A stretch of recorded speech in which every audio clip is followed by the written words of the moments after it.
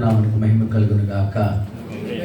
ఈ యొక్క సమయంలో ప్రేమతో మరొకసారి మన యొక్క సంఘానికి మమ్మల్ని ఆహ్వానించినటువంటి సేవకులకు, అమ్మగారికి, సంఘం అంతటికి మా ప్రత్యేకమైన తెలియజేస్తూ ఉన్నాను. ఒక వాక్యాన్ని మనం చదువుకొని దేవుని సన్నిధిలో మనం బలపరచబడదాం. సంఖ్యాకాండము 12వ అధ్యాయము 7-8 వాక్యాలు చదువుకుని దేవుని మహిమపరచుకుందాం. నేను గూఢభావములతో కాదు, దర్శనమిచ్చి ముఖాముఖిగా అతనితో మాట్లాడుదును. అతడు యెహోవా స్వరూపమును నిదానించి చూచును. కాబట్టి నా సేవకుడైన మోషేకు విరోధముగా మాట్లాడుటకు మీరెలా భయపడలేదనెను.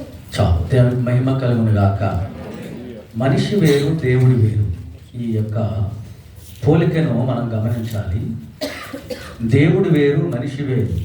ఆయన స్వరూపం వేరు, ఆయన నివసించేటువంటి ప్రదేశం వేరు. సమీపించడాని తేజస్సులో నివసించేటువంటి దేవుడు. మరి మనం ఆలోచించినట్లయితే దేవునికున్న ప్రాధాన్యత చాలా అద్భుతమైనది. ఈ లోకంలో సూర్యుడు చూసినప్పుడు, లేకపోతే గొప్ప వెలుగును చూసినప్పుడు అబ్బో అని అనుకుంటాం మనం. వాటన్నిటికి అతీతమైనటువంటి గొప్ప మహిమ కలిగిన వాడు మన దేవుడు. దేవునికి స్తోత్రం కలుగును గాక. అటువంటి గొప్ప దేవుడు. ఇంకా చెప్పాలి అంటే, ఈరోజు ఒక మనిషి ఊపిరి పీలుస్తూ ఉన్నప్పుడు, ఊపిరి వదులుతున్నప్పుడు ఆ వ్యక్తి బ్రతుకుతున్నాడు. ఆ బ్రతుకు కారణమైన వాడే మన దేవుడు. దేవునికి స్తోత్రం కలుగును గాక. ఈ ప్రపంచంలో కోట్లాది మంది ప్రజలు బ్రతకటానికి కావలసినటువంటి ఊపిరిని ఆయన తయారు చేసిన వాడు. అంత మాత్రమే కాదు, మట్టి ఘటములంటే మన జీవితములను ఆయన ఎంతగా ప్రేమిస్తున్నాడో ఈ వాక్యంలో చెప్పవచ్చు. అటువంటి గొప్ప దేవుడు ఒక మనిషి గురించి ఇంత శ్రద్ధ తీసుకోవడం ఏంటి ఆలోచించాలి. ఆయన కనుక శ్రద్ధ తీసుకోకపోతే మన బ్రతుకులు ఎప్పుడో శూన్యంలోకి వెళ్ళిపోవాల్సిందే. అంత మాత్రమే కాదు, తప్పకుండా నరకానికి పోవాల్సిందే. ఆయన శ్రద్ధ తీసుకుంటే మన బ్రతుకులు అద్భుతంగా మారిపోతాయని ఈ వాక్యం మనకి తెలియజేస్తూ ఉంది.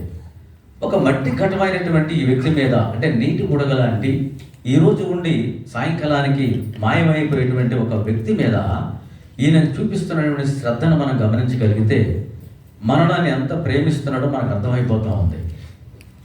ఏమంటున్నాడు అంటే, తను ప్రేమించేటువంటి ఒక వ్యక్తిని గమనిస్తూ నిదానంగా ఆ వ్యక్తి కొరకు ఒక మాట మాట్లాడుతున్నాడు. ఈ వ్యక్తి గురించి మీరు ఎందుకు ఇంకా విరోధముగా మాట్లాడుతున్నారు? ఎందుకు భయపడలేకపోతున్నారు మీరు? ఈ మోషే ఎవరు అనుకుంటున్నారు? అందరిలాగా తిరిగేవాడు అనుకుంటున్నారా?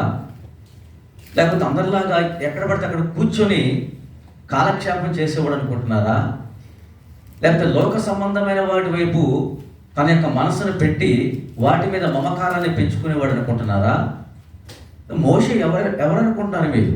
అతడు నా ఇల్లంతటిలో నమ్మకమైన వాడు. దేవునికి స్తోత్రం కలుగును గాక. హల్లెలూయా. ఎన్నో సంవత్సరాల నుంచి దేవుని వాక్యం వింటూ అసలు వాక్యమే తెలవనట్టుగా ఉండే వ్యక్తి కాదు ఆయన. లేకపోతే నా ఔన్నత్యము, నా బలము, నా యొక్క మహిమ ఆయనకి తెలియనటువంటి వాడు కాదు. మోషే ఎవరనుకుంటున్నారు? ఈ లోకంలో అధికారుల మాటలు వినేవాడు కాదు. ఈ లోకంలో అనేకమైనటువంటి పనుల కొరకు త్వరపడి పారిపోయేవాడు కాదు. అతనికి ఒక ప్రత్యేకత ఉంది. మోషే నా ఇల్లంతటిలో నమ్మకమైన వాడు. దేవునికి స్తోత్రం కలుగును గాక. హల్లెలూయా. వాక్యం చెప్తున్న నమ్మకమైన వారికి మెండైన దీవెనలు కలుగును అని. ఇప్పుడు మోషే గురించి దేవుడు, సాక్షాత్తు దేవుడు అంటే ఒక ప్రధానమంత్రి, ఒక ముఖ్యమంత్రో, లేకపోతే లోకల్ లీడరో, లేదా అమెరికా ప్రెసిడెంటో మాట్లాడటం లేదు. భూమికి, సృష్టికి ఆధారమైన వాడు మాట్లాడుతున్నాడు మోషే గురించి. దేవునికి మహిమ కలుగును గాక. మన పక్షాన ఎవరో ఒక ప్రెసిడెంట్, ఒక ఎమ్మెల్యేనో, ఒక ఎంపీఓ, ఒక మంత్రిలో మాట్లాడితే మనం ఈ భూలోకంలో ఉండలేం. ఎక్కడో ఆకాశంలో ఉన్నంతగా ఫీల్ అవుతాం. కానీ మోషే పక్షాన మాట్లాడేవాడు సృష్టికర్త అయిన యెహోవా మాట్లాడుతున్నాడు. సైన్యములకు అధిపతి అయిన యెహోవా మాట్లాడుతున్నాడు. దేవునికి మహిమ కలుగును గాక. నీ గురించి, నా గురించి మాట్లాడేది ఆయనే. మనకు ఎలా ఉంటుందంటే, నాకు ప్రెసిడెంట్ గారు తెలుసు, ఎమ్మెల్యే తెలుసు, ఎంపీ తెలుసా అని అంటాం. అంటే వాడికి తెలిస్తేనే మనకు గొప్ప. కానీ మోషేకి దేవుడు తెలుసు, దేవుని శక్తి తెలుసు. దేవుడు దిగి వస్తున్నాడు. దేవునికి మహిమ కలుగును గాక. ఏంటండి మోషేలో ఉన్నటువంటి అంత గొప్పతనం ఏంటి? కోటీశ్వరుడా? కాదు, ఎడారిలో బ్రతుకుతున్నవాడు. ఆయన గొర్రెలు కాసుకునేవాడు. ఎడారిలో అక్కడిక్కడ తిరుగుతూ గొర్రెలు కాసుకుంటూ దిక్కు లేనప్పుడు ఏదో ఒక కుటుంబం ఆదరిస్తే భోజనం చేసి వాళ్ళ ఇంట్లో సేద తెచ్చుకుని వాళ్ళ ఇంట్లో ఒక అమ్మాయిని పెళ్లి చేసుకున్నాడు. అదే ఆయన బ్రతుకు. కానీ మోషే ఇల్లంతటో నమ్మకస్తుడు. దేవునికి మహిమ కలుగునగాక. చెడును అసహించుకునేవాడు. ఆమేన్, హల్లెలూయా. దేవుడి యొక్క సన్నిధిలో ఏదైనా దేవుడికి విరోధంగా కలిగింది అంటే ఊరుకునేవాడు కాదాయన. దేవునికి మహిమ వస్తున్నప్పుడు ఆ మహిమను ఎవరైనా దొంగలించాలని చూస్తే ఊరుకునేవాడు కాదాయన. మోషేకి చాలా ప్రత్యేకతలు ఉన్నాయి. ఈరోజు దేవుడు నీ పక్షాన నా పక్షాన నిలబడి వ్యాజ్యమాడి మనకు కలుగుతున్న ప్రతి శ్రమలోను, కష్టములోను, బాధలోను, కన్నీటిలోను, దుఃఖములోను, ఆవేదనలోను, కలుగుతున్న ప్రాణ భయములోను ఆయన నిలబడి మనకు సహాయం చేయాలంటే మనలో ఒక ప్రత్యేకత ఆయనకి కనబడి తీరాల్సిందే. హల్లెలూయా. ఏమనుకుంటా నా కుమారుడు గురించి? నా కుమారుడు ఉదయం లెగిస్తే అలాగూ మోకరించి నా కోసం విశ్వాసంతో ప్రార్థించేవాడు అనేటువంటి ఒక నమ్మకమైన వ్యక్తిగా మనం ఉండగలగాలి. ఆమేన్. సమయం దొరికితే వాక్యాన్ని చదివేటువంటి వ్యక్తి, వాక్యాన్ని ధ్యానించేవాడు, వాక్యములో బ్రతికేవాడు, వాక్యంలో నిలిచేవాడు, దివారాత్రములు కూడా వాక్యాన్ని హృదయంలో దాచుకునేవాడైన నమ్మకత్వం మనలో ఆయనకి కనపడాలి. దేవునికి మహిమ కలుగునుగాక. ఇక్కడ పట్టుకొచ్చినప్పుడే బైబిల్ కాదండి, మనం ప్రాణం ఉన్నంత వరకు బైబిల్ మనతోనే ఉండగలగాలి. బైబిల్లో మనం ఉండగలగాలి, వాక్య ధ్యానంలో ఉండగలగాలి. ఏ విషయంలో ఆయనకి నమ్మకత్వం కనపడాలని అంటే చూడండి, చాలామంది పాటలు పడతారు. ఏమని పాటలు పడతాం మనం అంటే, నువ్వు లేకపోతే నేను ఉండలేనయ్యా, నువ్వు నిన్ను చూడకపోతే నేను బ్రతకలేనయ్యా. దీంట్లో నిజమెంత మనం ఆలోచిస్తే నిజమెంత వరకు ఉంది? నువ్వు నేను చూడకుండా నేను ఉండలేనే అంటావు. అది నిజమా అబద్ధమా అంటే అక్షరాల అబద్ధమే. అందరిలో కాదు సుమా, చాలా మంది భక్తిగా జీవించే వాళ్ళు ఉన్నారు. దేవునికి మహిమ కలుగునుగాక. హల్లెలూయా. ఒకసారి నేను సినిమాల్లో మ్యూజిక్ చేయాలని ఉన్నప్పుడు దేవుడు తర్వాత నాతో మాట్లాడాడు. అది నీకు మంచి పని కాదు, మంచి మార్గం కాదు, దాన్ని విడిచిపెట్టుకో అంటే అది కష్టం మీద దాన్ని విడిచిపెట్టుకొని నేను వచ్చేసాను. అప్పటికి నాకు మరి వివాహం అయింది. చదువుకుంటా ఉంది నా భార్య కరీంనగర్లో, నేనేమో హైదరాబాద్లో ఉన్నాను. అప్పుడు ఆ సినిమా ఫీల్డ్ అంతా విడిచిపెట్టేసి, ఆ ప్రోగ్రామ్స్ అన్ని విడిచిపెట్టేసి దేవుళ్ళలోకి వచ్చిన తర్వాత ఎంతో కష్టం అన్నమాట. అంటే రెంట కట్టడానికి కూడా డబ్బులు ఉండేవి కాదు. ఆఖరికే మరి అన్నానికి అంటే రైస్ ఉండేవి కానీ కర్రీకి డబ్బులు ఉండేవి కావు. అటువంటి దీనమైన పరిస్థితి. అలా అని చెప్పేసి మా మామగారు ఏమో లేనివాళ్ళు ఏం కదండి, సెంట్రల్ గవర్నమెంట్ ఎంప్లాయీ. కానీ వాళ్ళని అడిగేవాళ్ళం కాదంటే తెలిస్తే అడిగేవాళ్ళం. ఒకవేళ ఎలా అడగాలో తెలియక, ఇప్పుడున్న టెక్నాలజీ వేరు, ఇప్పుడున్న నాలెడ్జ్ వేరు. చిన్న పిల్లలు కూడా కట్నాలు తెచ్చుకొచ్చేసుకుంటున్నారు. మనకి తెలియదు, ఎప్పుడు కట్నం లేకుండా పెళ్లి చేసుకున్నాం. దేవునికి స్తోత్రం కలుగునుగాక. హల్లెలూయా. ఆయన అప్పటికే కోటేశ్వరుడు, కానీ నాకు ఇవ్వాలని ఆయన అనుకోలేదు, అడగడం నాకు చేత కాలేదు. వాళ్ళు అడిగితే ఇచ్చేవాడేమో నాకు తెలియదు, కానీ ఆ దినాల్లో అట్లా అయిపోయింది. మరి ఏమేమో కరీంనగర్లో చదువుకుంటా ఉంది, నేనేమో హైదరాబాద్లో ఉన్నాను. ఆ ఫీల్డ్ అంతా వదిలేసాము, ఒకటే దేవుల్లో ఉంటున్నాము. ఏదైనా మీటింగ్స్కి వెళ్తే వాళ్ళు డబ్బులు ఇస్తే బ్రతకటం తప్ప నుంచి వేరే మార్గం లేదు.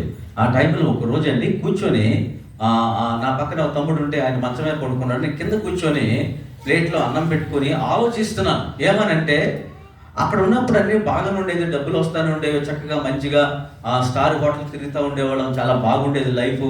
ఎవరెవరు వస్తూ ఉండేవాళ్ళం, అందరూ చూస్తూ ఉండేవాళ్ళం, కళ్ళతోటి ఆనందించేవాళ్ళం, రకరకాల బాగుండేది. అంటే ఒక షూటింగ్ జరిగిందనుకోండి, ఆ షూటింగ్లోకి వెళితే అందరూ కూడా సైడ్ డాన్సర్లు, బొంబాయి నుంచి కలకత్తా నుంచి చాలా సైడ్ డాన్సర్లు, అలాగే ఐటెం సాంగ్ వేసేవాళ్ళు, చాలా కోలాహలంగా ఉండేది. నిర్మాతలు అందరూ కూడా భోజనం తీసుకొచ్చి పెట్టేవాళ్ళు, ఒక మంచి డిగ్నిటీగా ఉండేది. అంటే అది డిగ్నిటీ కాదనుకోండి, అలా అనిపించేది. మరి ఇక్కడేంటి, యేసుక్రీస్తు నమ్ముకున్న తర్వాత తెల్లన్నం ఉంది కానీ దాంట్లో కలర్ఫుల్ కూరలేదు. చాలా బాధాకరమైన విషయం. ఒక పొద్దున్నైతే డోర్ కొట్టి డబ్బులు ఇస్తారు ఎవరా, ఈ గోల చాలా భయంకరంగా ఉంది. అప్పుడు భోజనం చేస్తూ ఉన్నప్పుడు ఆలోచిస్తూ కళ్ళంటే నీళ్ళు వస్తూ ఉన్నాయి. ఆ కళ్ళ నీళ్ళు అన్నంలో పడతా ఉన్నాయి. పడుతున్నప్పుడు దేవుడితో అడుగుతున్నాయి, ఏంటి ప్రభువా ఈ బాధలు, ఈ కష్టాలు అంటే దేవుడు ఒక మనసులో ఒక ప్రేరేపణ ఇస్తున్నాడు. ఏంటో తెలుసా, నీవు గనక నా వైపు చూడగలిగితే నిన్ను ప్రపంచానికి పరిచయం చేస్తాను. దేవునికి స్తోత్రం కలుగునుగాక. హల్లెలూయా. అన్నం లేకుండా బాధపడుతుంటే ప్రపంచం ఏంటంటే, ప్రపంచం ఎప్పుడు వెళ్ళాలి, భోజనంలో కూర ఎప్పుడు తెచ్చుకోవాలి. దేవునికి స్తోత్రం కలుగునుగాక. కానీ ఆయన ఇల్లంతటిలో నమ్మకస్తులుగా ఉంటే గనక ప్రపంచాన్ని మన దగ్గరికి తీసుకురాగలిగిన గొప్ప దేవుడు. దేవునికి స్తోత్రం కలుగును గాక. హల్లెలూయా. ఎన్నోసార్లు అవకాశాలు వచ్చినాయి. ఎంతోమంది అడిగారు, రండి ఒకసారి వచ్చి ప్లే చేయండి, ఈ యొక్క బ్యాక్గ్రౌండ్ చేయండి, మీకు డబ్బులు వస్తాయి, ఇంత కష్టాన్ని మీరు ఎందుకు పడాలి అంటే అప్పుడు తీసుకున్న నిర్ణయం ఏంటో తెలుసా? చచ్చిన బ్రతికినా కూడా ఈనుతూనే ఉండాలి, ఆయన రక్షకుడు యేసుక్రీస్తు ప్రభువారు. ఆమేన్, హల్లెలూయా. ఏది ఏమైనా కానివ్వండి, ఆయన విడిచిపెట్టేది లేదో. అప్పుడు ఆ ప్రేరేపణతోటి అలా కళ్ళలో నీళ్లు తెచ్చుకొని, నాలోని ఆశ, నాలోని కోరిక, నిన్ను చూడాలని దేవా యేసయ్యా, నిన్ను చూడాలని ఆ కీర్తన అప్పుడు రాయబడింది అనమాట. అలాగ కీర్తనలన్నీ రాస్తూ గడుస్తూ ఉంది.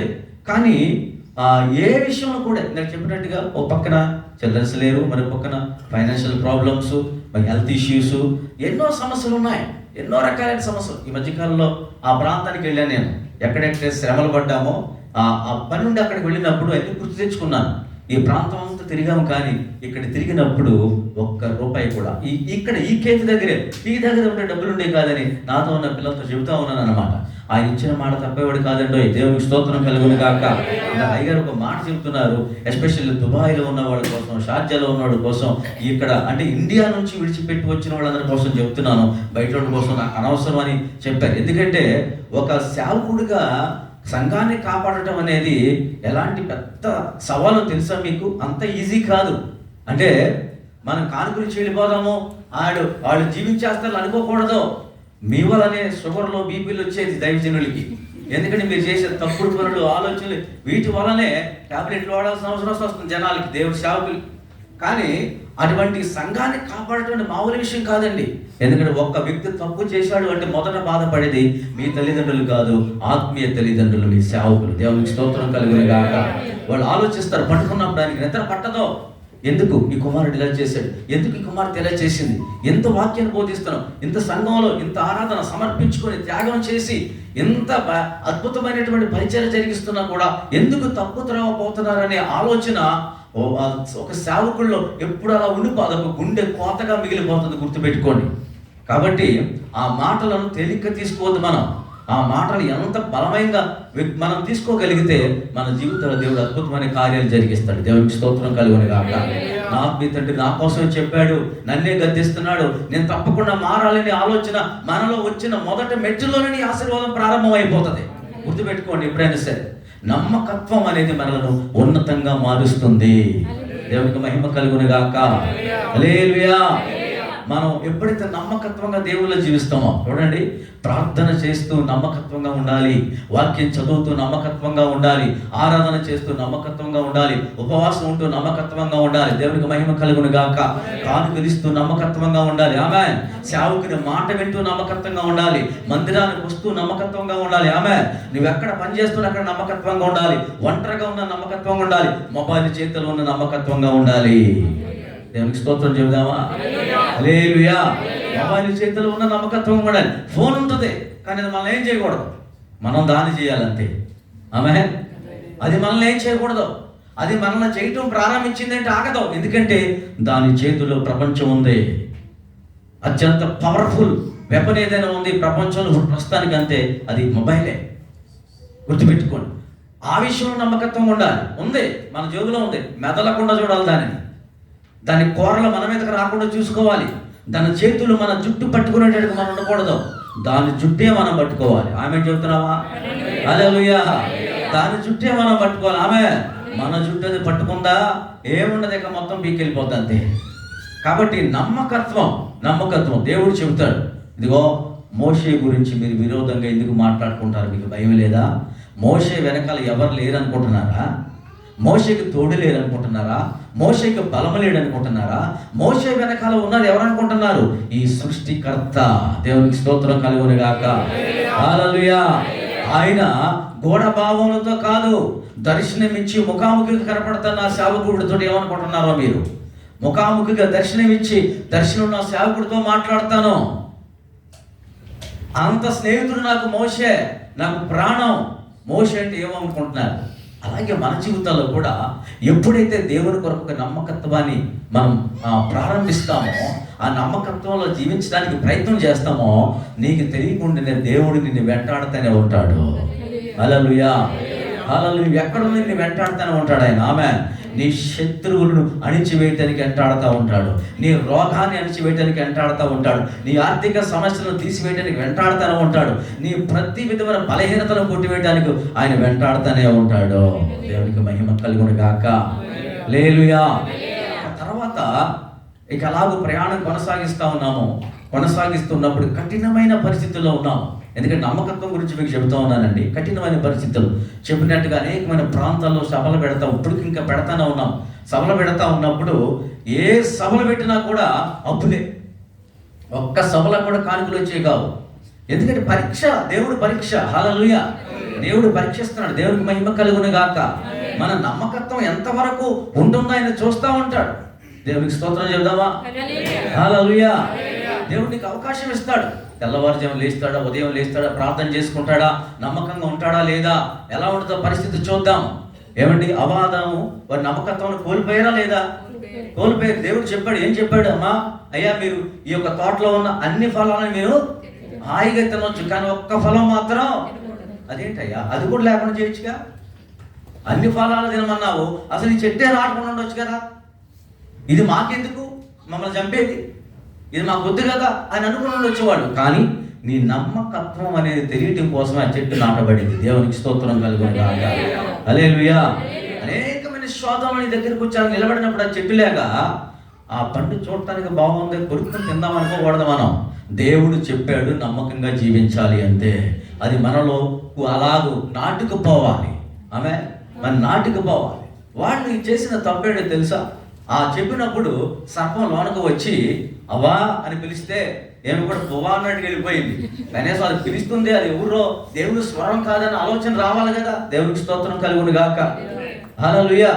నేను చెప్పినట్టు లలాటనగా అని చెప్పారు కదా అయ్యగారు. లలాటన అనేది ఎలా ఉంటుంది అనుకున్నారు? తీయని మాటలో మామూలుగా ఉంటుంది అనే మాట, అమోఘంగా ఉంటుంది, ఎప్పుడు వినట్టుగా ఉంటుంది. మనకి రోజు వినే దేవుని స్వరం వేరు, దాని స్వరం వేరన్న సంగతి మనం గుర్తుపట్టగలగాలి. దేవునికి స్తోత్రం కలుగును గాక. హల్లెలూయా. నమ్మకమైన వ్యక్తులు చేసే పని అదే. ఏం వినపడుతుంది, ఆ వినపడేది మనకి క్షేమమా కాదా తెలుసుకోగలగాలి. అప్పుడు వెళ్ళినప్పుడు ఏంటి చెప్పండి, ఇదిగో మీకు దేవుడు ఏం చెప్పాడు, తినొద్దన్నాడు. ఏమైద్దన్నాడు? తింటే అదన్నాడు, చచ్చిపోతాం అన్నాడు. మీరు సావనే సావరు అంటే ఇప్పుడు దేవుడు తప్పు చెప్పాడా, లేదా దేవుడు అబద్ధం చెప్పాడా? నమ్మకత్వం కోల్పోవద్దు మనం ఎప్పుడు కూడా. దేవునికి మహిమ కలుగును గాక. హల్లెలూయా. దేవుడు ఎప్పుడు అబద్ధం ఆడాడు? ఆయన నోట్ల నుంచి అబద్ధం అనేది రాదు, అవకాశం లేదు అసలు. ఆయన అద్భుతమైన దేవుడు. అప్పుడు ఆయన అబద్ధం చెప్పాడంటే ఏమో నమ్మేసింది, తన నమ్మకత్వాన్ని కోల్పోవటానికి సిద్ధపడిపోయింది. వదిలిపెట్టేస్తుంది నమ్మకత్వాన్ని. మొన్నటిదాకా తినలేదు, వద్దనుకున్నారు, అన్ని పళ్ళు తిన్నారు, అది మాత్రం కానీ చూస్తూ ఉండేది. ఎప్పుడైతే ఆ ఆశ కలిగిందో వాడు ఎంటర్ అయిపోయాడు. జాగ్రత్త సుమా, చేయరాని తప్పు చేయించేశాడు. ఆ తోటలో నుంచి బయటికి ముళ్ళ తుప్పలో, గచ్చ పొదలో, దాంట్లో తోసిపడేశాడు. ఎందుకు చెబుతున్నానంటే, ఒక అద్భుతమైన మందిరం మనకు దేవుడు అనుగ్రహించాడు, చక్కని సేవకులు ఇచ్చాడు, మంచి వాక్యం వినిపిస్తూ ఉన్నారు, అద్భుతమైన ఆరాధన జరుగుతుంది, పరిశుద్ధాత్మ అభిషేకం జరుగుతూ ఉంది. ఎంత అద్భుతమైన ఆరాధన ఒక పరలోకంలో ఉన్నట్టుగా మనం ఇక్కడ అనుభవిస్తున్నప్పుడు ఎందుకు మన నమ్మకత్వాన్ని కోల్పోవాలి? అది ఇంకా వృద్ధిల్లేటట్టుగా చూసుకోవాలి. హల్లెలూయా. అది ఇంకా అభివృద్ధి అయ్యేటట్టుగా మనం చూసుకోగలగాలి. దేవుడికి మహిమ కలుగును గాక. అప్పుడే దేవుడు మన పక్షాన నిలబడతాడు. నువ్వు ప్రార్థించక ముందే అద్భుతం చేసేస్తాడు అంతే. మోషే ఏమని అడిగాడా? అయ్యా నాకు సమస్య వచ్చింది, మా అన్న మా అక్క నా మీద పడిపోయారు, మీరు రండి అని అడిగాడా? ఎక్కడైనా అడగలేదు. ఆయనే దిగి వచ్చాడు. విరోధమైన వారు ఎవరో తోబుట్టువులే, బయటోళ్ళు కాదు.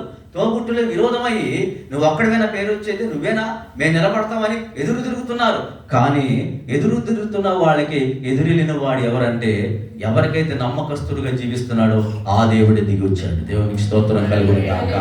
హల్లెలూయా. నువ్వు నమ్మకస్తురాలుగా నమ్మకత్వంతో జీవిస్తున్న వ్యక్తి అయితే అసలు నువ్వు ఏమో కేకలు పెట్ట అవసరం లేదండి. ఆయనే దిగి వచ్చి అద్భుతం చేసేస్తాడు మన జీవితంలో. నీ విరోధులు అందరూ కూడా పడిపోయేటట్టుగా చేయగలిగిన దేవుడు ఆయన, కూలిపోయేటట్టుగా చేయగలిగాడు ఆయన. దేవుని స్తోత్రం కలుగును గాక. హల్లెలూయా. దావీదు గురించి అంటాడు, దావీదు నా హృదయానుసారుడు అంటాడు. ఆమె అంటే ఆయన హృదయంలో ఏమవుతుందో ఈయన అది చేసేవాడు కింద. ఆమేన్. హల్లెలూయా. ఆయనకి స్తుతులు అంటే ఇష్టం, ఆరాధన అంటే ఇష్టం, కానీ ఆరాధించేవాడు లేరు. కానీ దావీదు మాత్రం ఆయన హృదయాన్ని ఎరిగి ఆరాధించేసేవాడు, స్తుతించేవాడు, గణపరిచేవాడు. నీ అంతటి వాడు లేవాడు అనేవాడు. ఆశ్రయమా, దుర్గమా, నా రక్షణకర్త అయిన దేవా, నీవే గొప్ప దేవుడు అని తెగపొగిడేవాడు. ఆ హృదయం ఎవరిదంటే దేవుడిది. దేవునికి స్తోత్రం కలుగును గాక. అలా పొగుడుతా ఉన్నప్పుడు చుట్టూతా ఫిలిష్తీయులు వచ్చేవాడు, శత్రువులు వచ్చినప్పుడు దావీదు పెద్దగా రిస్క్ తీసుకునేవాడు కాదు. ఇప్పుడు ఎలాగ మన దగ్గర ఎన్ని కత్తులు ఉన్నాయి, ఎన్ని రథాలు ఉన్నాయి, ఎన్ని గుర్రాలు ఉన్నాయి, ఎంతమంది మంత్రులు ఉన్నారు, సైనికులు అందరూ లెక్క పెట్టండి, అందరూ వెళ్ళిపోదాము అన్నటువంటి కంగారు ఎప్పుడు లేదు ఆయనకి. ఎప్పుడైతే శత్రువులు వచ్చారో అంతే, నా ఆశ్రయమా, నా దుర్గమా అని చిన్న పాట ఎత్తుకునేవాడు. అంతే, ఆ పాట అయిపోయి ఈ ఫిలిష్తీయులందరూ తునాతునకలు అయిపోయాడు. అంతే, దేవునికి స్తోత్రం కలుగును గాక. హల్లెలూయా. గల కారణం ఏంటంటే ఆయన హృదయాన్ని ఎరిగిన వాడు కాబట్టి. ఈరోజు మనకు కష్టం వస్తే ప్రతి వారం వచ్చి మాకు కష్టం పోవట్లేదు నష్టం పోవట్లేదు అని చెప్పవసరం లేదు. ఎప్పుడైతే మనం ఒక నమ్మకత్వమైన దేవుళ్ళు సంపాదించుకుంటామో ఆ నమ్మకత్వం వెనకాల దేవుని కార్యం ప్రారంభం అవుతుందండి. దేవుడి కార్యాలు ప్రారంభిస్తాడు. దేవునికి స్తోత్రం కలుగును గాక. హల్లెలూయా. దేవునికి స్తోత్రం చెబుదాం గట్టిగా. హల్లెలూయా. ఆ రీతిగా మా జీవన విధానం కొనసాగుతున్నప్పుడు కొద్ది రోజులకి దేవుడి యొక్క కనికరం ద్వారా తెరవడం ప్రారంభించాడు. ఈ పాటలన్నీ కూడా అలాగే యూట్యూబ్లో ప్రబలినప్పుడు చాలా దేశాల నుంచి నాకు కాల్స్ రావడం ప్రారంభమైంది. అలాగే మినిస్ట్రీని దేవుడు ఆశీర్వదించాడు. మీటింగ్లకు వెళ్ళిన తర్వాత మొబైల్ కూడా అక్కడ ఇచ్చేసి, డబ్బులు లేక ఆ మొబైల్ కూడా అక్కడ ఇచ్చేసి మీరు ఉంచుకోండి, మేము వెళ్ళిపోతామని ఖాళీగా వెళ్ళిపోయిన దినాలు చాలా ఉన్నాయి నా ప్రియమైన దేవుని బిడ్డలారా. కానీ ఈ దినాన పరిస్థితి అలా లేదు. దేవుడు తినడానికి ఉండటానికి లోటు లేకుండా చేశాడు. మంచి మినిస్ట్రీని ఇచ్చాడు. 2000 మంది బట్టి మందిరాన్ని కట్టడానికి దేవుడు కూడా చూపించాడు. దేవునికి స్తోత్రం కలుగును గాక. హల్లెలూయా. మరి మీరు ఇప్పుడు సేవ చేయండి. అప్పుడు అలాగే మొబైల్ ఇచ్చేసేవాడు డబ్బులు లేక. ఇప్పుడు అలా లేదండి. ఇంచుమించు 10,000 మంది వినగలిగినటువంటి sound system, lighting, generators, vehicles, మనుషులు దేవుడు అన్ని సమకూర్చేశాడు ఆయన సేవ కొరకు. ఏ విధంగా ఉచితంగా సేవ చేయాలన్నా కూడా మా యొక్క ఎక్విప్మెంట్ అంతా ప్రాంతానికి వెళ్ళిపోతుంది. ఉచితంగా సేవ చేసి మేము తిరిగి వచ్చేస్తాం. దేవుడికి మహిమ కలుగును గాక. అప్పుడు అలా ఉండేది. కానీ నమ్మకంగా దేవుడికి బ్రతుకుతున్నప్పుడు అందరూ అనేవాళ్ళు, మా ఫ్యామిలీ మెంబర్స్ అనేవాళ్ళు, మీకు అని పిచ్చి పట్టిందా, వెనకాల ఏ వేసుకోవాలి వెనకాల నాకు తెలియదు. మరి వెనకాల వేసుకోవచ్చు కన్నా చాలా మంది ఏ వేసుకుంటే వెనకాల వేసుకోవడం మాకు చేతకాలి. అంతా ముందేయటమే వచ్చింది. ఆమేన్. హల్లెలూయా. ముందేయటమే తెలిసింది. వెనకాల వేసుకోవచ్చు. మా ఇంటి వాళ్ళే తిట్టేవాళ్ళు, మీరు పెళ్ళయింది, కొత్తగా పెళ్ళయింది, మీరు ఇప్పుడు ఇలా తీసేస్తారు, డబ్బులను సర్వనాశనం చేసేస్తున్నారు, మీరు వెనకాల వేసుకుని అంటూ ఉండేవాళ్ళు. కానీ వెనకాల ఇంతవరకే లేదు, అంతా ముందే వేసాం, ముందే కనపడుతుంది. వెనకాల అయితే కనపడదు కదా. దేవునికి స్తోత్రం కలుగును గాక. హల్లెలూయా. మనం ముందే ఇటు వస్తే ముందు కనపడుతూ ఉంటుంది. ఆమె అలా అలా అలా ముందుకు వెళ్ళబట్టి దేవుడు మహాకృపను బట్టి డాక్టర్స్ మీకు పిల్లలు పుట్టరన్నారు. వాడు ఏం తెలిసిందో సర్టిఫికెట్లు నాకు తెలియదు, కానీ ఆ సర్టిఫికెట్ దేవుడు మార్చి పడేశాడు. దేవునికి స్తోత్రం కలుగును గాక. హల్లెలూయా. అతనే మన బర్త్డే పార్టీకి వచ్చాడు. ఎంత గొప్ప సంగతి. దేవుడు అద్భుతమైన దేవుడు. ఆమె బర్త్డే పార్టీకి వచ్చి వాళ్ళ పిల్లలకు కూడా మాతో ప్రార్థన చేయించుకున్నారు. అద్భుతమైన సంఘటన, మర్చిపోలేని సంఘటన అది. మన దేవుడు గొప్పవాడు. అంటే నమ్మకంగా జీవిస్తే దేవుడు మన పక్షాన నిలబడి అసాధ్యమైన కార్యాలను కూడా సాధ్యపరచగలిగిన దేవుడు. దేవుడు స్తోత్రం కలుగును గాక. హల్లెలూయా. మనం వచ్చి కూర్చోవడం కాదండి, కానుకోవడం కాదు, వాక్యం చదవడం కాదు, బైబిల్ ఎత్తుకురావడం కాదు, లేకపోతే ఏదో చేయటం కాదు. ఒక నమ్మకమైనటువంటి మనస్సాక్షిగా మనం బ్రతకగలగాలి దేవుని మందిరంలో. ఆమేన్. అప్పుడు దేవుడు అద్భుతాన్ని చేస్తాడు. అన్న తన జీవితంలో అంతకుముందు ఎప్పుడు నమ్మకంగా లేదు. అన్న అక్కడ సెటైర్లు, ఇక్కడ కన్నా కట్టుకున్న భర్తని సెటైర్లు వేసేది బాగా గట్టిగా. కట్టుకున్న భర్తనే సెటైర్, నాకు పిల్లలు నీ శాస్త్ర కదా అంటే ఉండేది అనమాట. నేను ఎక్కడ తెచ్చావు నీకు పిల్లనే, ఆయన వాళ్ళైనా ఆయన అనేవాడు. ఇలా రకరకాల గొడవలు జరుగుతూ ఉండే. కానీ ఒక రోజు నమ్మకమైన మనసుతోటి దేవాలయంలోకి వచ్చి ఆమె యొక్క హృదయం అంతా కూడా మనసంతా విప్పేసి ప్రార్థన చేసుకుంటా ఉందన్నమాట. అప్పటి వరకు లేనటువంటి నమ్మకత్వం ఆ క్షణంలో ఆమెకి కలిగింది. ఎప్పుడైతే ఒక నమ్మకమైన మనసు తనకు కలిగిందో ఆమె కడుపులో ఒక గర్భాన్ని దేవుడు ఉంచాడు. దేవునికి స్తోత్రం కలుగును. మామూలు మనిషి కాదండి, అందరిలాంటి జనరల్ మనిషి కాదు ఆయన. ఆయన ఒక ప్రత్యేకమైన వాడు. దేవునికి స్తోత్రం కలుగును గాక. రాజులను అభిషేకించగలిగిన వాడిని దేవుడు లేపాడు. ఆమేన్. హల్లెలూయా.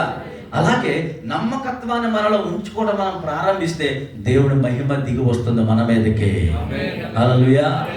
వచ్చాడు దేవుడు అంట నిలబడి, ఆయనకి ఎందుకు వ్యతిరేకం? భయం లేదా మీకు? భయం లేదా?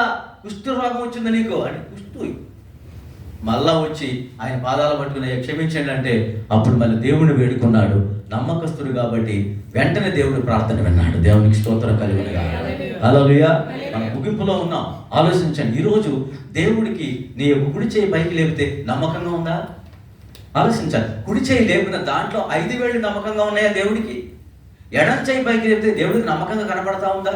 నీ యొక్క నోరు, నీ పెదవాళ్ళు, నీ తలంపులు, నీ ఆలోచన, నీ కాలు, నడక, నీ యొక్క మనసు నమ్మకత్వానికి ఎక్కడైనా గుర్తులు ఉన్నాయా? మనం ఆలోచిస్తే ఒకసారి ఆలోచించాలి. ఎక్కడైనా నమ్మకత్వం లేదని నీకు అనిపిస్తే ఆ ప్రాంతాన్ని సరి చేసుకుని దాని నమ్మకత్వంలో నడిపించేటట్టుగా మనం మారిపోవాలి. యేసునామములో. హల్లెలూయా, హల్లెలూయా. నమ్మకమైన మనిషిగా నువ్వు ఉండగలిగితే అద్భుతం కలుగుతుంది. ఆమె ఎలీషా దగ్గర గెహాజీ అని ఒక వ్యక్తి ఉండేవాడండి, అసిస్టెంట్ అన్నమాట. ఆడు అస్సలు నమ్మకస్తుడు కానే కాదు. కానీ ఎలీషా ఎంత పవర్ఫుల్ వాడో తెలుసా? ఎలియా కంటే గొప్ప అద్భుతాలు చేసిన వాడు. దేవునికి స్తోత్రం కలుగును గాక. అలాగే గొప్ప గొప్ప సేవకుడు. అయితే చాలా అద్భుతాలు జరుగుతూ ఉంటాయి ఎలీషా దగ్గర. కానీ ఇక్కడ ఉన్నవాడు ఎలా ఉండాలి? అందరు ఎలీషాను పొగుడుతున్నప్పుడు వీడు మాత్రం ఎట్లా చూడంటే ఎలీషా దగ్గరికి ఏమైనా డబ్బులు వస్తాయేమో, బంగారం వద్దామో, బంగారం కమ్మొద్దామో, మెల్లిగా తీసుకుందాం అన్నట్టు చూస్తూ ఉండేవాడు అనమాట. ఈ లోపు సిరియా నుంచి ఒక అతను వచ్చాడు. వచ్చి డబ్బులని ఇస్తానన్నాడు, నాకు తెచ్చిన బహుమతులను ఇస్తానన్నాడు. ఎలీషా ఏమన్నాడు? ఇంట్లో పెట్టమన్నాడా? ఏమన్నాడండి? మొత్తం వచ్చినండి నాకు తీసుకెళ్ళిపోబాబు అన్నాడు. తీసుకెళ్ళిపోతుంటే బాధ ఎవరికే? బాధ ఎవరికండి? ఉండి పగిలిపోతుంది, కన్నీరు, వేదన, నీరసం వచ్చేస్తుంది. పక్క నుంచి బీపీ లో అయిపోయింది. ఎందుకంటే ఇంత బంగారం, అంత డబ్బులు, బాబు ఏం వద్దంటున్నాడు. కానీ ఎలీషా ఎవరి దృష్టిలో నమ్మకంగా ఉన్నాడు? ఆమేన్, హల్లెలూయా, హల్లెలూయా. అందుకని ఏం జరిగిందో తెలుసా? నమ్మకత్వం చూపించాడు కాబట్టి ఏం జరిగిందంటే యొర్దాను నదులు 7 మార్లు మనకు మునిగితే పసిపిల్లవారి దేహం వల్లే మారిపోయేస్తున్నాము. స్తోత్రం చెప్తా. హల్లెలూయా. పసిపిల్లవారి దేహం వల్లే మారిపోయింది. ఎందుకంటే నమ్మకస్తుడు కాబట్టి దేవునికి. ఆమె ఇతను చెప్పిన మాట కాదు, దేవుడు అద్భుతం దిగి వచ్చింది యొర్దాను నదిలోకి. ఆమేన్, హల్లెలూయా. దిగి వచ్చి పసిపిల్లవారి దేహం, సిరియా రాజుకి మైండ్ బ్లాక్ అయిపోయింది. ఏంటి నీళ్ళలా మునుగుతున్న అద్భుతమా? ఇది తెలిస్తే ఎప్పుడో వచ్చేవాడిగా. కానీ ఎప్పుడో వస్తే అవ్వదు, నమ్మకస్తుడి దగ్గరికి వస్తే అవుద్ది. దేవునికి స్తోత్రం కలుగును గాక. హల్లెలూయా. ఈ లోపు వీడు బయలుదేరిపోయాడు, తలిపేసుకున్నాడు. లోనికి వెళ్ళి ఎలీషా గారు తలిపేసుకోవడం చూసి వెళ్ళిపోయి మరుగుతున్నాడు. అంటే ఆ బాధపడలేక ఆపన్నారు రథం. అది ఏం కావాలి? మా యొక్క సేవకుడికి 2 వస్త్రాలు కొంచెం కమ్మి కావాలండి. 2 అంటే మొత్తం పట్టుకెళ్ళిపో. నచ్చిన పట్టుకుని వచ్చి రూమ్లో పెట్టుకున్నాడు. వచ్చి కాముగా నిలబడ్డాడు. ఎక్కడికి వెళ్ళి వచ్చావు? నేను ఎక్కడికి వెళ్ళాను స్వామి, నీ పక్కనే ఉన్నానుగా. నా పక్కన ఉన్నావు లేదో పరిశుద్ధాత్మ దేవుడికి తెలియదా? నీ నమ్మకాన్ని కోల్పోయావు కాబట్టి ఆడిపోయిన పుష్టి నీకు వచ్చింది, పో ఇక్కడ నుంచి. హల్లెలూయా, హల్లెలూయా. నమ్మకత్వం. ఆమె ఈ యొక్క డోర్ దాటిన తర్వాత నీ నమ్మకత్వం అనేది ఇక్కడ విడిచిపెట్టి వెళ్ళకూడదు. గుర్తుపెట్టుకోవాలి. నువ్వు దేని గురించి అయితే వింటున్నావో, ఏ వాక్యం అయితే నీలోకి గుచ్చుకుంటుందో దాన్ని విడిచిపెట్టి వెళ్ళడానికి అవకాశం లేనే లేదు. నీ బ్రతుకు దినములన్నీ కూడా కంఠాహారముగా దాన్ని పెట్టుకోవాల్సిందే. దేవునికి మహిమ కలుగును గాక. హల్లెలూయా. ఎందుకు అంటే మనం ఉన్న పరిస్థితి వేరు, మనం ఉన్న దేశం వేరు, మనం ఉన్న ప్రాంతం వేరు, మనం ఉన్న పరిస్థితులన్నీ చాలా డిఫరెంట్. కానీ ఇక్కడ నిక్కర్సుకున్న వాళ్ళు ఇండియాలో కంటే గొప్పవాళ్ళు అండి. దేవునికి మహిమ కలుగును గాక. హల్లెలూయా. అంటే అక్కడ అన్ని ఫెసిలిటీస్ దగ్గర ఉంటాయి. మనకే పాపం చేయడానికి చాలా అవకాశం ఉంది. కానీ ఇక్కడ ఆలోచించాలి ఒకసారి. నా ప్రియమైన దేవుని బిడ్డలారా, మీరు ఎంతో నిష్ఠగా నమ్మకంగా జీవించగలిగితే అందరికంటే ఎక్కువ ఆశీర్వాదాలు మీయే ఇక్కడ మీకే దొరుకుతాయి. దేవునికి మహిమ కలుగును గాక. ఎలా చెప్తారంటే ఐగుప్తు దేశంలోనికి యేసేపు వెళ్ళి అందరికంటే గొప్పోడైనట్టుగా మీరు కూడా అవుతారంటే. ఆమేన్, హల్లెలూయా. అందరిని విడిచిపెట్టి ఒంటరిగా వెళ్ళాడు. అక్కడ ఉండి నమ్మకత్వాన్ని చూపించాడు కాబట్టి గొప్పోడైపోయాడు. మనం కూడా నమ్మకమైనటువంటి వ్యక్తులుగా బ్రతకగలిగితే దేవుని మహిమ మన మీదకి దిగి వచ్చేస్తున్నాం. ఆమేన్, హల్లెలూయా. దేవుడు ప్రతి పరిస్థితిని మార్చగలిగినటువంటి ఏకైక దేవుడని నేను మీకు తెలియజేస్తాను. ఒకవేళ పరిస్థితులన్నీ కూడా ఈ రోజు నీకు అనుకూలించకుండా ఇంకా కఠినమైన పరిస్థితుల్లో ఉంటే గనక, బాధ అనేది నీ గుండెల్లో ఉందని నీకు అనిపిస్తే దేవుడి దగ్గర ఎన్నాళ్ళ నుంచి నువ్వు ప్రార్థన చేయొచ్చు, అయ్యా మాకు సహాయం కావాలని. కానీ అది అవటం లేదు ఒకవేళ. కానీ కఠినమైనటువంటి వాక్యం ఇక్కడ నుంచి ఇగో దైవజనుడు ముందుగానే చెప్పాడు మీకు, చాలా కఠినమైన మాట అది. కానీ అది ఎవడైతే విని దానికి లోబడతాడో వాడి జీవితాలు సునాయాసనంగా అద్భుతంలోకి వెళ్ళిపోతారు. అంతే ఇస్తున్నాము. హల్లెలూయా. తండ్రి ఏం పట్టుకుంటాడండి? ఒక వ్యక్తి సరే అవ్వాలంటే, తన కొడుకు బాగుపడాలంటే ఏం పట్టుకోవాలి అండి? బెత్తం పెట్టుకున్నంత మాత్రాన ఈ షట్టోడు అయిపోతాడు ఆ తండ్రి? బెత్తం పెట్టి కొట్టాడు కాబట్టి కలెక్టర్ అయ్యాడు.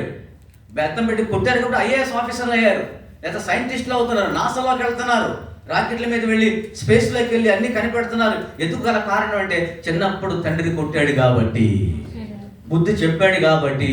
కట్టిన తండ్రికి ప్రేమ ఉండదండి. దేవునికి స్తోత్రం కలుగును గాక. తండ్రి ప్రేమను ఎవరైనా కొలవగలుగుతారా? ఈ ఊరికి ఎవరు కొలవలేరు. ఇంకా ఆధ్యాత్మికమైన తండ్రి ప్రేమతో ఇంకెవడ కొలవలేడండి. దేవునికి మహిమ కలుగును గాక. వారి ప్రేమే వేరు. ఆమె వారికి లేకపోయినా అన్ని కడుపులో తీసి పట్టగలిగిన వారికి భూలోకులు ఎవరైనా ఉన్నారంటే వాడు దైవజనుడే. దేవునికి స్తోత్రం కలుగును గాక. హల్లెలూయా. అటువంటి వ్యక్తులు మీ దగ్గరికి వచ్చి ఒక కఠినంగా ఒక మాట మాట్లాడాడు. దాని అర్థం ఏంటో తెలుసా? నువ్వు బాగుపడాలని, నువ్వు సెట్ అయిపోవాలని, నువ్వు నమ్మకంగా ఉండాలని, పరిశుద్ధంగా జీవించాలని, దేవుని శక్తిని పొందుకోవాలని. రేపు పొద్దున ఇక్కడికి వచ్చి నాకు దేవుడు మేలు చేశాడంటే సంతోషపడేది ఎవరండి? చెప్పాలి. ఎవరు నాకు సంతోషపడేది? ఎవరో సంతోషపడేది ఎవరో తెలుసా? సేవకుడే. దేవునికి స్తోత్రం కలుగును గాక. ఆ రోజు నిన్ను గద్దిస్తే నువ్వు మనసు మార్చుకుంటే దేవునికి అద్భుతం చేశాడు. ఆమేన్. హల్లెలూయా. సవరదీశామనుకోండి, సవరదీసి నూనె రాత్రం అనుకోండి, మంచోడుగా కనపడచ్చు, కానీ నీకు కలగాల్సిన దేవుని మేలు ఎప్పటికీ కలగదో. బెత్తం పట్టుకోగలిగితేనే అద్భుతం చూడగలుగుతాయి. యేసునామములో. హల్లెలూయా. నీతిమంతులు గద్దించుట ఎవరికండి? మనకు తైలాభిషేకం. ఆమేన్. ఆయన గద్దించుడు మనకు తైలాభిషేకం. ఎప్పుడైతే ఒక వాక్యం నీ జీవితంలోనికి ఒక గుణపంలాగా వస్తుందో దానిని ఆస్వాదించగలిగితే దేవుని మహిమను తప్పకుండా చూడగలుగుతావు. ఆమేన్. హల్లెలూయా. ఈరోజు దేవుడిని పక్షాన వ్యాఖ్యమాడాలి అంటే, దేవుడు నిలబడాలి అంటే ప్రతి విషయంలో నమ్మకత్వంగా ఉండాలి. తల వెంట్రుక పట్టుకుని లాగిన దాంట్లో కూడా నమ్మకం కనపడాలి దేవునికి. ఆమేన్. హల్లెలూయా. నేను అన్నిటి గురించి చెప్తాను. తల వెంట్రుక పట్టుకొని తీసి దేవుడు చూశాడు అనుకోండి, దాంట్లో కూడా నమ్మకత్వం కనపడాలి. ఎందుకంటే ఆయన చిత్తం లాగా వెంట్రుక రాదని చెబుతున్నాడు ఆయన. దేవునికి మహిమ కలుగును గాక. హల్లెలూయా. కాబట్టి ఒక పౌరుషం కలిగిన వ్యక్తులుగా మనం బ్రతకాలి, మంట కలిగిన వ్యక్తులుగా బ్రతకాలి, దేవుని శక్తి కలిగిన వ్యక్తులుగా మనం బ్రతకాలి. దేవునికి స్తోత్రం చెబుదాం. గట్టిగా స్తోత్రం చెబుదాం. హల్లెలూయా. ఇప్పుడు అంటాడు, నా అన్న కోసం నా ప్రాణం ఆయన ఇస్తాను అంటున్నాడు. ఏ అన్న కోసం అండి? నా ప్రాణం ఆయన ఇస్తాను అన్న కోసం అంటున్నాడు. ఇంకొకడు వస్తాడు, మా నాయకుడి కోసం నేను ఏదైనా చేస్తాను, కత్తి పెట్టి పొడుచుకుంటాను. ఇక్కడ రాయించుకున్నాడంటే గుండె మీద తీసుకెళ్ళి చూపించాడు మన ఒక ఆయన ఫోటో వేసుకొని. ఏమంటే భోజనం పెట్టాడు, 2 రూపాయలు ఇచ్చి పంపించేసాడు. అయిపోయింది, అక్కడ క్లోజ్. మన దేవుడు అలా కాదు. ఆయన కోసం నమ్మకంగా జీవిస్తే నరకముల నుంచి పరలోకానికి తీసుకొచ్చేవాడు. దేవునికి స్తోత్రం కలుగును గాక. హల్లెలూయా. ఇదిగో ఒక గుంటలో పడిపోయావనుకో, దాంట్లోంచి ఆ ఊబిలో నుంచి నిన్ను పైకి తీసుకొచ్చే దేవుడు ఆయన. దేవునికి మహిమ కలుగును గాక. హల్లెలూయా. ఆ నాయకుడి కోసం 2 కాళ్ళు బాగొట్టుకున్నాడట. 2 కాళ్ళు బాగొట్టు ప్లాస్టిక్ కాళ్ళు ఎక్కించేశాడు. ప్లాస్టిక్ కాళ్ళు ఎక్కించేసి ఇంటికి పంపించేశాడు. ఇక ఆ ఇరిగిపోయిన కాళ్ళతోటే జీవితాంతం బ్రతకాలి. వీడు మాత్రం లగ్జరీ వేసుకుంటారు. కానీ మన దేవుడు అలా కాదు. మన దేవుడి కోసం నమ్మకంగా బ్రతికితే పరలోకం నుంచి దేవుని దూతలు దించే దేవుడు ఆయన. దేవునికి స్తోత్రం కలుగును గాక. ఎర్ర సముద్రం 2 పాయలుగా చేసేవాడు ఆయన. యోర్దానుని చీల్చివేసేవాడు ఆయన. దేవునికి స్తోత్రం కలుగును గాక. ఈ లోకంలో మనుషుల కోసం నమ్మకంగా జీవించి వాడు ప్రాణాలు పోగొట్టుకుంటున్నారు తెలుసా మీకు? కానీ దేవుడి కోసం నమ్మకంగానే ఉంటే ఆయన ప్రాణమే నీకు ఇచ్చాడు ఆయన. దేవునికి మహిమ కలుగును గాక. హల్లెలూయా. సిలువలో రక్తాన్ని కాల్చాడు. కళ్ళు మూసుకొని ప్రార్థన చేసుకుందాం. కృపగలిగిన దేవా, నీ వందనాలు స్తోత్రాలయ్యా. ఇదిగో నాని ఎంతో గొప్ప ఆరాధన మేము కూడా పాల్గొనడానికి మీరు కృపణించారు తండ్రి. నాయన అద్భుతమైనటువంటి స్తుతి ఆరాధన సేవకురాలు పరిశుద్ధాత్మ శక్తితో నాయన జరిగించినప్పుడు ప్రజలందరూ మోకరించిన ఆయన చప్పలు కొడుతూ ఆరాధన జరిగించారు. అయ్యా ప్రభా నాయన, తదుపరి మరలా నీ వాక్యం ప్రజలతో మాట్లాడేది నీ వందనాలు స్తోత్రాలయ్యా. అయ్యా ఇదిగో నాయన, నీ సేవకుడు నిలబడి ఎవరి గురించో నాకు అనవసరం, నా మందిరంలో నా పిల్లలుగా మీరున్నారు, మీరు పరిశుద్ధంగా బ్రతకడమే నాకు కావాలి, అంతకన్నా నాకు ఏమవుద్దని ఇదిగో నీ సేవకుడు కరాఖండిగా నీ ఆత్మతో నింపబడి చెప్పిన మాట మీరు విన్నారు. నీ వందనాలు స్తోత్రాలు. ఆ మాటను ఎంతమంది అయితే తీసుకున్నారో లేదా నొచ్చుకున్నారో నాకు తెలియదు, కానీ ప్రభువా ఇదిగో ఆ మాట ద్వారా బలపరచబడి మేము మా జీవితాలు సరి చేసుకోవాలి అనుకున్న వాళ్ళందరినీ మీరు దృష్టించిపోతున్నారు. ఈ రోజు నీకు వందనాలు స్తోత్రాలు. మీ కనికరం దిగి రాబోతుందయ్యా. మహిమ కలిగిన దేవానికి స్తోత్రాలు. తదుపరి ప్రభా ఇదిగో నన్ను నిలబెట్టారు నాయన. నమ్మకత్వం గురించి ఇదిగో నీ అద్భుతమైన శక్తి ద్వారా నీ సహాయం ద్వారా మాట్లాడేందుకు నీకు వందనాలు స్తోత్రాలు. ఈ రోజు ఒక వ్యక్తి కుడి చేతిని పరీక్షిస్తే నమ్మకం లేదు నాయన, ఎందుకంటే వాడు అనేకమైనటువంటి వాటిలో కృంగిపోయి ఉన్నాడు. ఇదిగో నాయన ఒంటరిగా జీవిస్తున్నాడు, పాపం జరుగుతుంది నాయన. ఇదిగో వాడు నమ్మకస్తులు లేరని మీరు చెబుతున్నారు. ఎడం చేయిని పరీక్షిస్తే, పెదాలను పరీక్షిస్తే, నాలుకని పరీక్షిస్తే, కళ్ళను పరీక్షిస్తే, అవయవాలను పరీక్షిస్తే, నిలువల శరీరాన్ని పరీక్షిస్తే నమ్మకత్వంతో లేని వాళ్ళు చాలా మంది ఉన్నారు. మీ శరీరంలో నమ్మకత్వంగా లేని వాళ్ళందరూ కూడా సాతాను బద్దులైపోతారని వాక్యం చెబుతుంది. శరీర కార్యాలు నెరవేర్చొద్దని మీరు చెబుతున్నారు. నీకు వందనాలు, స్తోత్రాలు ప్రభా నాయన. ఈ రోజు ఎక్కడైనా ఏ పొరపాటైనా దేహంలో జరుగుతుంటే మమ్మల్ని క్షమించండి అని ఎవరైతే నోరు తెరిచి అడుగుతున్నారో, మోషేకు సహాయం చేసిన దేవుడా వీరికి సహాయం చేయండి ప్రభా. దావీదుకు సహాయం చేసిన దేవుడా వీరికి సహాయం చేయండి ప్రభా నాయన. ఈ సంవత్సరం అంతా నీ కని గురించి అంత కాపాడేది ప్రభా. ముందున్న దినాల్లో కూడా నీ కొరకు ఒక నమ్మకమైన వ్యక్తులకు బ్రతుకుటకు సహాయం దయచేసి తీసుకున్న తీర్మానాన్ని స్థిరపరిచి ఆశీర్వదించమని యేసు పరిశుద్ధ నామములో అడిగి వేడుకుంటున్నాము తండ్రి.